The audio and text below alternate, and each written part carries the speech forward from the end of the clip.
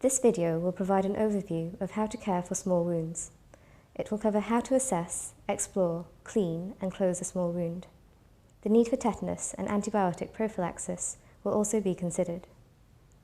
For this procedure, you will need a clean dressing trolley, a sterile dressing pack, 1% lidocaine solution, saline for irrigation, and appropriate materials for closing and dressing the wound.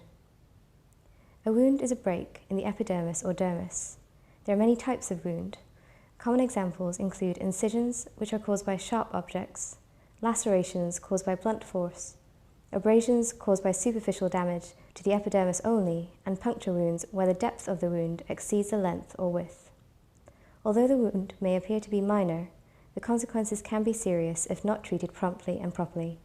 Small wounds may result in infection, loss of function, or a considerable amount of disfigurement, which can be highly distressing for the patient. As with any procedure, introduce yourself, correctly identify your patient, explain what you're going to do and obtain consent. Remember, wound care requires an aseptic, non-touch technique. Hands must be cleaned before and after every patient contact, and before commencing preparations for the procedure to prevent cross-infection. Firstly, any bleeding should be stopped using elevation and direct pressure or tourniquets. Consider the need for intravenous access and fluid resuscitation if bleeding is significant. If sited near a fracture, the wound is assumed to communicate with it. It should be covered with a clean dressing soaked in saline, and antibiotics should be administered immediately. It is important to obtain as much detail as possible about the circumstances of the injury and how the wound may impact on the patient's daily activities. Certain types of injury are associated with a higher risk of complications. For example, a mechanism involving excessive force, or a wound sited on the neck or trunk. Wounds obtained in a field or garden are more likely to be contaminated with soil or manure, and hence are tetanus prone. Remember to note any allergies to drugs, particularly antibiotics, and any current medications such as anticoagulants, as these may affect management. A great deal of information can be gained by visually inspecting the wound. Good lighting is essential. The points listed here should be recorded for each wound. Imaging is not necessary for most wounds, although examination cannot reliably exclude foreign bodies.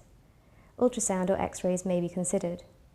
If the patient consents, an initial photograph of the wound may also be helpful as a reference point to assess wound healing. Sensory deficits must be recorded prior to any further intervention. It is also important to ask the patient about pain. If movement is too painful, motor function can be assessed at a later stage, after the administration of local anesthetic. Once assessed, the wound must be explored, cleaned, and closed. If the wound is obviously contaminated or complex, exploration and closure should be performed in an operating theatre. Complex wounds include those which are large, contain foreign bodies, or involve deep structures such as muscles and joints. A decision also needs to be made about when to close the wound. Primary closure is used for the majority of recently incised wounds, but risks infection since bacteria may be trapped within the wound. Delayed primary closure reduces the risk of infection in wounds older than 6 hours, dirty wounds, and crushed injuries. Secondary healing is used when operative closure is impossible. In order to allow thorough exploration and cleaning of the wound, local anesthetic may need to be injected around the wound. 1% lidocaine is most commonly used. The wound edge is first cleaned with an antiseptic solution. Allow the solution to dry and trim any hair for at least 2 centimeters around the wound to prevent interference with sutures. Check the expiration date of the local anesthetic. Then use a short 23-gauge needle to slowly inject a small amount of lidocaine under the wound edge, either through the wound edge if the wound is fresh and socially clean, or through the skin if the wound is grossly contaminated or contused. Once this small area is anesthetized, inject through the same area to raise a wheal a little further on. Wait and then repeat until the entire wound edge is anesthetized. In this way, the patient only feels the first injection. For wounds which are to be glued, a piece of gauze covered with topical lidocaine can instead be applied to the wound for 20 minutes. The wound can now be explored and cleaned. Meticulous exploration of the wound is essential to determine which structures have been damaged or exposed, and to identify foreign bodies. Particulate matter and contamination must be mechanically removed. If dirt is left embedded in the wound, this can lead to infection or a permanent tattooing effect on the skin. Cleaning is performed with a high-pressure irrigation using a syringe, sterile needle, and drinking quality water. Protective eyewear and masks should be worn in case of splashback. The wound can also be cleaned by scrubbing with antiseptic solution and a sterile nail or brush. A scalpel should be used to resect any non-viable tissue and to trim the edges of old wounds. Be extremely cautious in areas such as the face, scalp, and hands, where skin is at a premium. Once thoroughly cleaned, the wound can be closed. Interruptible, non-absorbable nylon sutures allow drainage, reduce risk of tracking of infection, and minimize tissue tension and ischemia. If there is likely to be tension on skin sutures, or there are potential spaces within the wound where a hematoma could form, deep absorbable sutures made from polyglycolic acid or catgut can be used.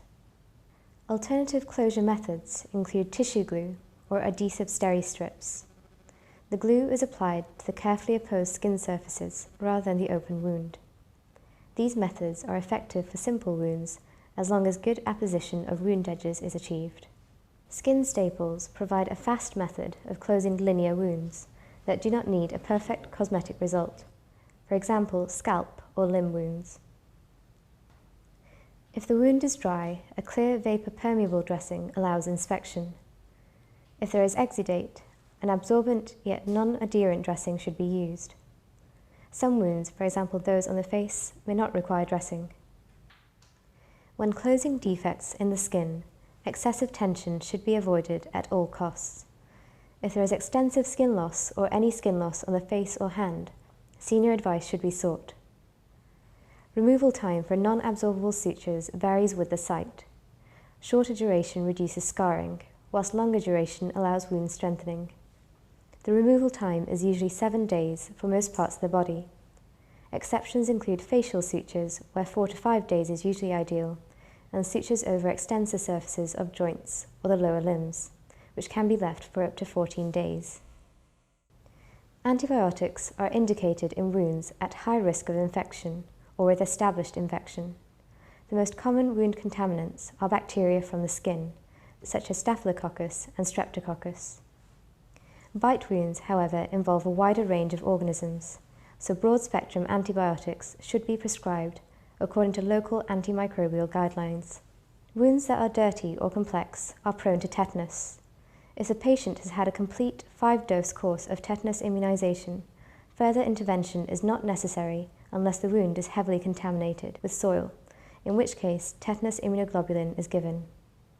Booster vaccine doses are given to those with tetanus-prone wounds who either have not had all 5 doses or those who do not know their immunization status. This latter group will require a full primary course of tetanus vaccine.